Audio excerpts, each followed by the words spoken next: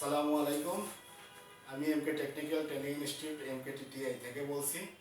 আজকে আপনাদের মাঝে যে ভিডিওটি নিয়ে আসছি সেটা হচ্ছে একটা রেফ্রিজারেশন অ্যান্ড এয়ার কন্ডিশনিং সাইকেলের কার্যপ্রণালী। একটা এসি ফ্রিজ যে সাইকেলের উপর বা যে সাইকেলের উপর চলে সেটার পূর্ণাঙ্গ একটা কার্যপ্রণালী।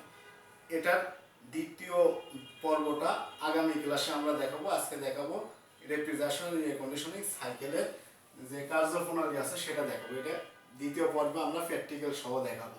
প্রথম পর্বে আমরা দেখাবো এই রেফ্রিজারেশন এন্ড এয়ার কন্ডিশনিং সাইকেলটা কিভাবে কাজ করে। এখানে আমরা চারটি মার্ক করে দেখাইছি, চারটি জিনিস দেখাইছি। একটা হচ্ছে ভ্যাপার, আর একটা ভ্যাপার অ্যান্ড লিকুইড, আর একটা লিকুইড, আর একটা ওয়েল। এই চিহ্নর মানে এখানে যেখানে যেখানে এই চিহ্নটা দেওয়া আছে সেখানে সেখানে গ্যাসটা কি আছে, বাষ্পীয় অবস্থায় আছে। আর এই চিহ্নটা যেখানে আছে লাল এবং কালো সেখানে সেখানে গ্যাসটা আছে বাষ্প এবং তরল। এই চিহ্নটা যেখানে যেখানে আছে সেখানে সেখানে গ্যাসটা কি অবস্থায় আছে, তরল অবস্থায় আছে। আর এই চিহ্নটা যেখানে আছে সেখানে চিহ্নটা বোঝাবে ওয়েল, মানে কি তেল, ওটা তেলের চিহ্ন। এটা কি একটা কম্প্রেসার মোটর। এটা রেফ্রিজারেশন এন্ড এয়ার কন্ডিশনিং সাইকেলের মূল যন্ত্রাংশ, বা এটাকে বলা হয় রেফ্রিজারেশন এন্ড এয়ার কন্ডিশনিং সাইকেলের একটা হৃৎপিণ্ড। এই হৃৎপিণ্ড যদি সচল না থাকে তাহলে পুরো সাইকেলটাই কি থাকবে, অসুস্থ হয়ে যাবে। তাহলে এটা কি কম্প্রেসর মোটর। কম্প্রেসর মোটরের তিনটি কাজ। একটা সাকশন, এখানে দেখেন সাকশন লেখা আছে, সাকশন লাইন। সাকশন লাইনের মাধ্যমে বাষ্পীয় গ্যাসটাকে টেনে আনবে, টেনে আনলে এর চাপ এবং তাপ বৃদ্ধি করবে, করে উচ্চ চাপ এবং তাপে ডিচার্জ লাইনের মাধ্যমে ওয়েল সেপারেটরে প্রেরণ করবে। ওয়েল সেপারেটর, ওয়েল সেপারেটর মানে তেল এবং গ্যাসকে আলাদা করবে। তেলটা কি ভারী, এই কারণে তেলটা নিচে দিকে আসবে, আর গ্যাসটা ঊর্ধ্বমুখী, গ্যাসটা ঊর্ধ্বমুখী হয়ে ওপর দিকে যাবে, আর তেলটা এসে কম্প্রেসরে আবার রিটার্ন আসবে, রিটার্ন লাইনে।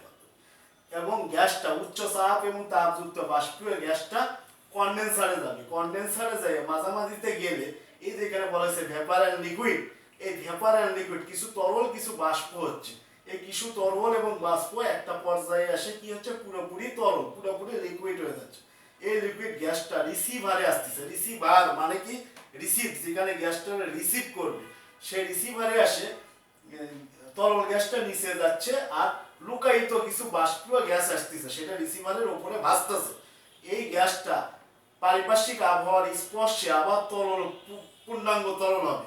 এই পূর্ণাঙ্গ তরল হওয়ার পরে 100% লিকুইড রিসিভার থেকে কোথায় যাবে, ফিল্টারে যাবে। এই গ্যাসটা ফিল্টারে যাবে, ফিল্টারে যায় পরিশোধিত হবে, 100% পরিশোধিত হবে। ময়লা পরিষ্কার করে এই লিকুইড গ্যাসটি আবার এক্সপানশন ভালভ বা ক্যাপিলারি টিউব, এখানে তিন ধরনের এক্সপানশন ভালভ দেখানো হয়েছে। একটা ক্যাপিলারি টিউব, একটা থার্মোস্ট্যাটিক এক্সপানশন ভালভ, আর একটা অটোমেটিক এক্সপানশন ভালভ। তিনটা এক্সপানশন ভালভই চালু থাকে না, যে কোনো একটি আমরা চালু রাখবো। এখানে এই এক্সপানশন ভালভ ক্যাপিলারি টিউব, এটার মাধ্যমে গ্যাস যখন আসবে তখন চিকন রাস্তা বা সরু রাস্তা পাবে। সরু রাস্তার মধ্যে দিয়ে গ্যাসটা চাপাচাপির সৃষ্টি হবে।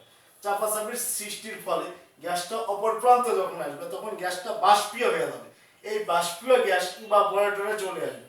ইভাপোরেটরে এর তাপ, ইভাপোরেটরে খাদ্য সামগ্রী থেকে তাপমাত্রা শোষণ করবে, শোষণ করে ও খাবারের তাপমাত্রা কি নিম্নাংশে বা মাইনাস টেম্পারেচারে পৌঁছাবে। এই মাইনাস টেম্পারেচারে পৌঁছে দিয়ে এই নিম্ন চাপ এবং তাপযুক্ত গ্যাসটা অ্যাকুমুলেটরে চলে আসবে। অ্যাকুমুলেটরের কাজটা হচ্ছে, যদি লুকায়িত কোনো গ্যাস এসে থাকে, তরল গ্যাস এসে থাকে, সেই তরল গ্যাসটা থাকবে অ্যাকুমুলেটরের নিচের প্রান্তে এবং বাষ্পীয় গ্যাসটা উপরে ভাসবে।